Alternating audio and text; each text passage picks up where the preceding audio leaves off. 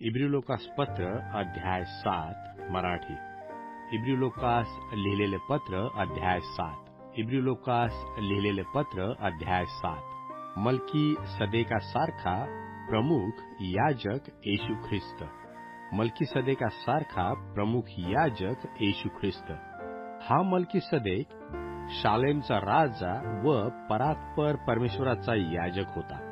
Abraham rajas मारून परत आला तेव्हा त्याने सामोरे जाऊन त्याला आशीर्वाद दिला व त्याला अब्राहमाने सर्व लुटीचा दशमांश दिला. तो आपल्या नावाच्या अर्थाप्रमाणे एकतर नीतिमत्वाचा राजा किंवा दुसरा शालेमचा राजा म्हणजे शांतीचा राजा होता.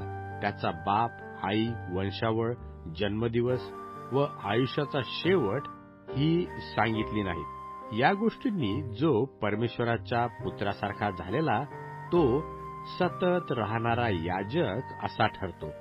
तर आता कुलाधिपती अब्राहम याने ज्याला लुटीतील उत्तम वस्तूचा दशमांश दिला तो केवढा मोठा असावा हे पहा. लेवीच्या संतानापैकी ज्याला याजकपण मिळते त्यास लोकांपासून म्हणजे अब्राहमाच्या पोटी जन्म घेतलेल्या आपल्या बंधुवर्गापासून नियमशास्त्राप्रमाणे दशमांश घेण्याची आज्ञा आहे. परंतु ज्याचा वंश त्या लोकांपासून नव्हता त्याने अब्राहमापासून दशमांश घेतला आणि ज्याला वचने मिळाली होती त्याला आशीर्वाद दिला. श्रेष्ठापासून कनिष्ठाला आशीर्वाद मिळतो हे निर्विवाद आहे. इकडे पाहता मर्त्य मनुष्याला दशमांश मिळतात, परंतु तिकडे जिवंत राहणारा आहे अशी ज्याविषयी साक्ष आहे त्याला मिळाले. आणि दशमांश घेणारा लेवी यानेही अब्राहमाच्या द्वारे दशमांश दिलेच असे म्हणता येईल, कारण त्याच्या बापाला मल्कीसदेक भेटला त्यावेळेस तो त्याच्या पोटी होता. यावरून ज्याच्या संबंधात लोकास नियमशास्त्र प्राप्त झाले त्या लेवीय याजकपणाने पूर्णता झाली असती तर मल्कीसदेकाच्या संप्रदायाच्या दुसऱ्या याजकाचा उद्भव व्हावा व त्याने अहरोनाच्या संप्रदायाप्रमाणे म्हटलेले नसावे याचे काय अगत्य राहिले असते.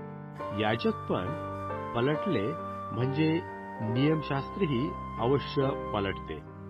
ज्याच्या विषयी हे वचन सांगितले तो ज्या वंशातल्या कोणीही विधीजवळ काम केले नव्हते अशा दुसऱ्या वंशातला आहे, कारण आपला प्रभू यहुदापासून उत्पन्न झाला हे उघड आहे. त्या वंशातील याजकपणासंबंधाने मोशाने काही सांगितले नाही आणि दैहिक आज्ञेच्या नियमाने नव्हे तर अक्षय जीवनाच्या सामर्थ्याने झालेल्या असा मल्कीसदेकासारखा दुसरा याजक झाला.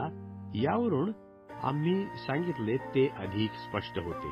त्याच विषयी अशी साक्ष आहे, तू मल्कीसदेकाच्या संप्रदायाप्रमाणे युगानयुग याजक आहेस.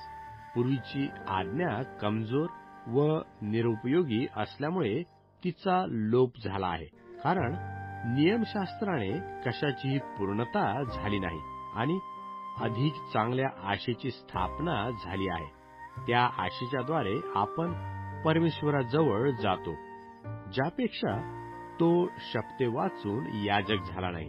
ते तर शपथे वाचून याजक झालेले आहे, पण तू युगानयुग याजक आहेस अशी शपथ परमेश्वराने वाहिली आणि ती तो बदलणार नाही.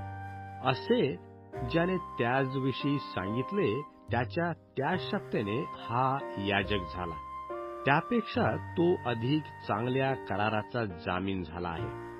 त्यांना नेहमी टिकून राहण्यास मृत्यूचा अडथळा असल्यामुळे पुष्कळ याजक होऊन गेले, पण हा युगानयुग राहणारा असल्यामुळे याचे याजकपण अढळ आहे.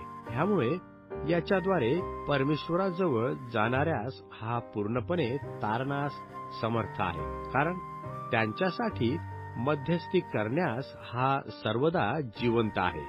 असाच प्रमुख याजक आपल्याला असणे योग्य होते. तो पवित्र, सात्विक, निर्मळ, पापीजनांपासून वेगळा व आकाशाहून उंच करण्यात आलेला असा आहे.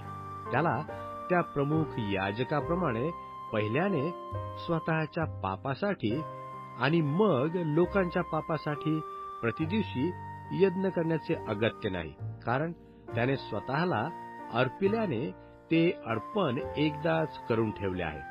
नियमशास्त्र दुर्बळ अशा मनुष्यास प्रमुख याजक नेमते, पण नियमशास्त्राच्या नंतर शपथेचे वचन युगानुयुग परिपूर्ण केलेल्या पुत्राला नेमते.